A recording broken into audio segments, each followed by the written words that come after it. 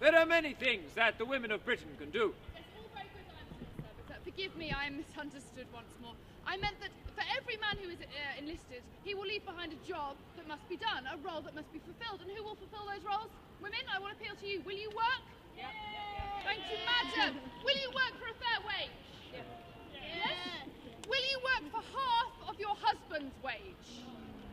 Well, exactly so. And pay inequality being what it is, there are many companies across the country who will make a great deal of profit by this war, and I see that as an immoral thing. That is, if you are to enlist so many men. So. Madam, I'm not here as a spokesman for the whole of British industry, but I can tell you that as far as the 10th Battalion Royal Fusiliers is concerned, there will be no such shenanigans.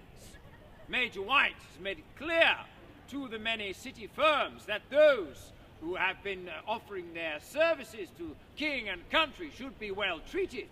Many men have been offered bonuses by their businesses if they will be recruited.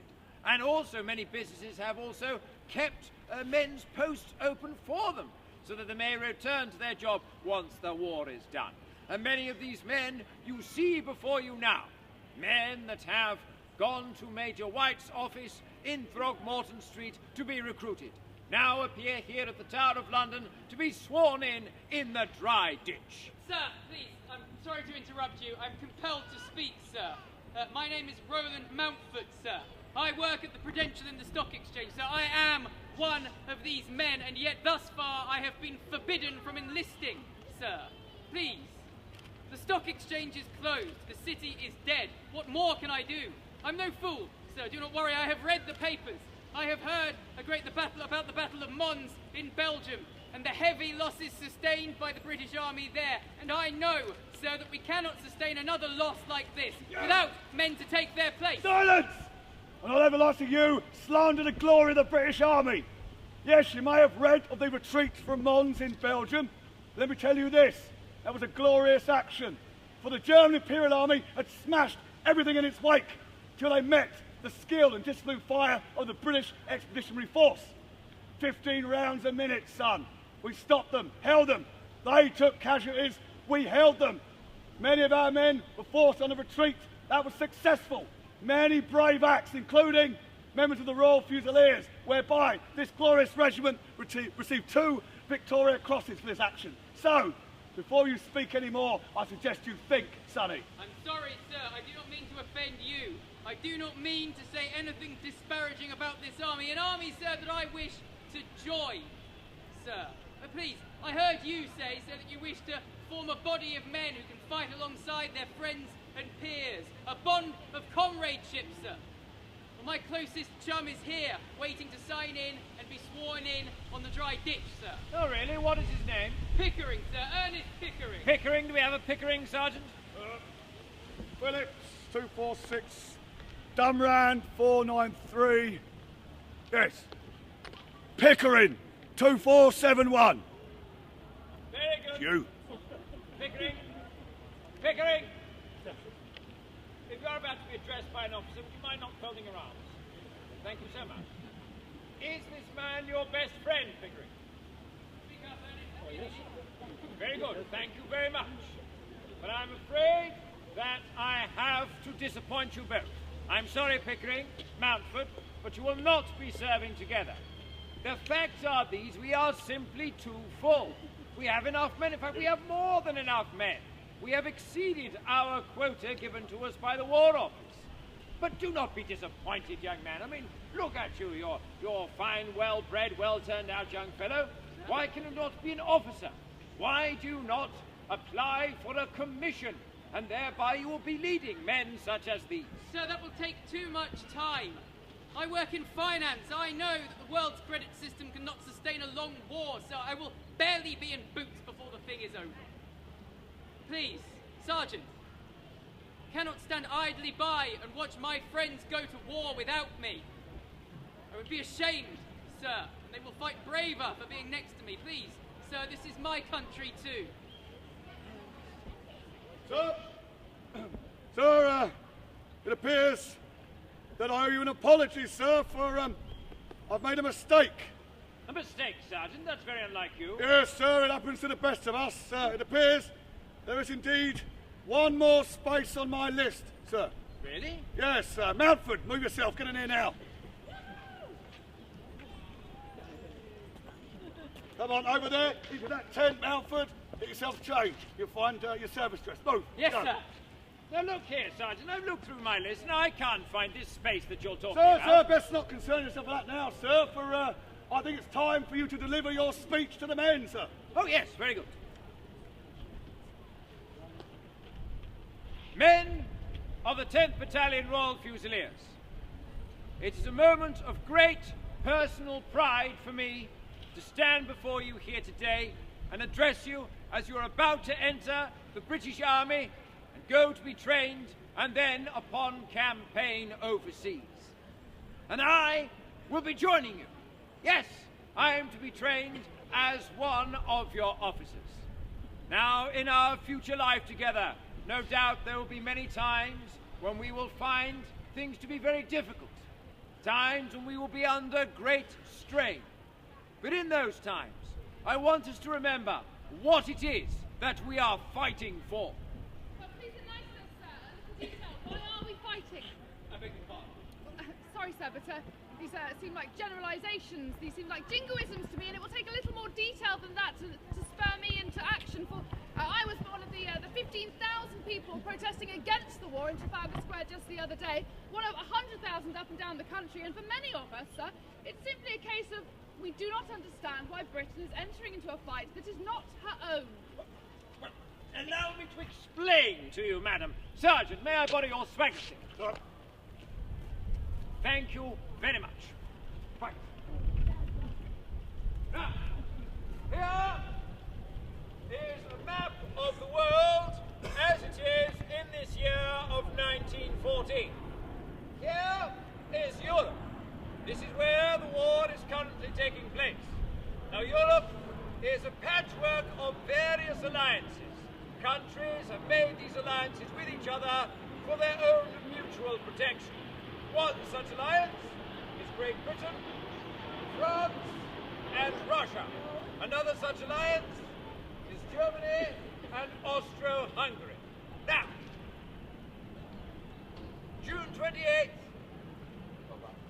the heir to the Austro-Hungarian throne was murdered in Sarajevo. Now, the Austro-Hungarians blamed the Serbs for this outrage, and so they declared war upon Serbia. Serbia has a great friend in Russia, and so Russia comes to Serbia's aid. Now, Austro-Hungary, faced with the great Russian army here, calls upon Germany for help, and Germany declares war upon Russia. Now, the Germans know that if they declared war upon Russia, then France is duty-bound to declare war upon them. They do not want to face a war on two fronts. So, the Germans decide that the Russians will take a long time to get ready. They will deal with the French first, and then with the... Thank you. This is just one of many agreements that have been made over the last 100 years by the powers across Europe. Why should Britain go to war over what some people are calling a scrap of paper? Oh, come now, madam. It is more than a scrap of paper. It is our country's honour that is at stake. And it is not only an act of patriotism, it is an act of Christian duty. For this is a small country that has been invaded by a large industrial power. It is our duty to uphold the weak and to protect them. It is rather like if the building behind us was burning and you saw a child at the window. You would not hesitate. You would run inside that building and you would save that child. And this is the actions that we are doing here today. We are upholding the weak. We are protecting them. Please, sir, this is ridiculous. This is propaganda, and you're playing on our emotions when the two situations are entirely different. I must appeal to you. There are people suffering the world over while we sit idly by. Why are the people of Belgium more special than those of our own country? There are people in this country who are starving, that they lack the vote, they lack their own basic human rights, and the worst of those affected are outside our gates here. The people around the Tower of London, those of Tower Hamlets, they were starving even before the war drove up the price of food. Sir, I protest this government has no conscience whatsoever for the suffering of mankind. Good freak, madam. We do not have time for this socialist nonsense. I question your patriotism. Are you British at all? I most certainly am, sir. And what is more, I have suffered for the people of this country. I have given them their fair due, and that is every bit as patriotic as fighting on foreign soil for their rights. Now, before I lose my temper, sir, let me introduce myself to you officially. He doesn't recognise me. I must come down to your level, sir, for I see that you do not know who I am.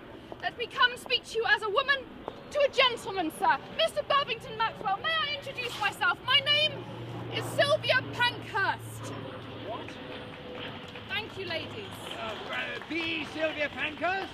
Yes, sir. Oh, goodness me. Be prepared. She may have a firebomb.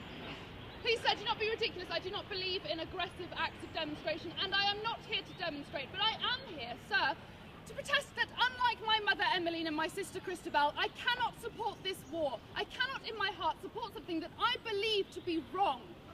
Madam, I appeal to you. Perhaps you should follow the example of your mother and your sister. And it's time for us to put our political differences aside when our country is in grave danger. Your country needs you, madam. Again, sir, a gross oversimplification. But I will agree with you, sir, that we cannot simply idly sit by and do nothing. But we must do something, and we must do it for the right reasons. Because it is inevitable that various reasons, whether they be patriotic and glorious, are put forward whenever there is a declaration of war made. But it is almost certain that every modern war of our times has been fought with one objective only, that of protecting the interests and furthering the ventures of powerful and wealthy financiers. This war will be fought to the glory of the rich and powerful, not to help the common working man and woman of Britain.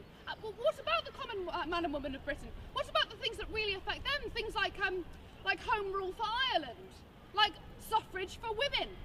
These things are so easily shelved, are they not, ladies? When a declaration of war is made, and it will not stand. Well, if I may quote the Prime Minister of this country, Mr. Herbert Asquith, who said that this conflict is set to dwarf all things. Now, I really don't believe that you understand how serious the situation is. The British Army, currently in Belgium, has 6 infantry divisions. That is about 120,000 men. We are facing the German Imperial Army numbering 87 infantry divisions. That is 1.7 million men. This is the danger that we are facing. This is why it is necessary for us to recruit so many people as humanly possible. It's why every man, woman and child should do their best to help uphold their country. Now, the Kaiser, the German Emperor, has said that our forces are a contemptible little army. Sir, if I may, the Kaiser will laugh on the other side of his moustache soon. For we do have a small army, that is sure. But we have a very large, expansive empire. The sun does not set upon it, sir. For at present, the Indian army are mobilising. They are coming to our aid, sir. Yes, wars are bloody, that is true, but they are short. Well, whether they be long or short, I care only that they are fought for the right reasons, and that is not to exploit the common working person of this country. In fact, while I'm here, while I have your attention, I will make you some promises. I will fight for equal pay for women when they fulfil the jobs that men have left behind. I will fight against exploitation and profiteering of all kinds. If this war must be fought, it must not be to exploit the common working person of Britain. Well, madam, I must say that on that last point I agree with you. No, so we should remember why it is we are fighting, and these should be for proper reasons, and such they are. Here in the 10th Battalion Royal Fusiliers, we have all made personal contributions to the upholding of this battalion, myself included. And so we are fighting in a fight that was none of our doing. We have not asked for this fight, but we are involved in it, and this is purely because of the actions on other nations. But I wish you good luck, madam. Sir, Mountford! Move yourself, get out of there! Sorry, sir. Sorry, I wasn't sure what to do with these rags. Not rags, they're puttees. They go around your ankles. But don't worry about it No. now. No. Stand there, fall in, move yourself. Stand to attention, don't look at me. I don't like you. Face your front. Shoulders back, stomach in, chest out. Smart as a carrot, Mountford. Now, a few questions for you. How old are you? 24, Sergeant. Very good. You've got to be 18 to serve in the British Army, 19 to fight overseas, to be a hero. How tall are you? 5'6", sir. You sure, Mountford? Yes, sir. Very well. You've got to be 5'3" to join the British Army, so you're all right there. Now, take a look at this fine fellow. You will soon all be wearing khaki, good woolen serge. But at the moment, we haven't got enough to equip you. No uniforms or equipment, but that'll come. Patience is a virtue. Now, we want you all to soon go down to the dry ditch and swear in. That's who I want you now, Mountford. So, on the double, move yourself. Thank you, Sergeant.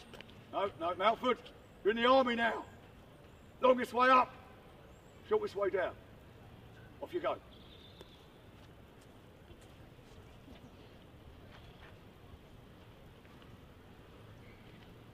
Good luck, Mountford.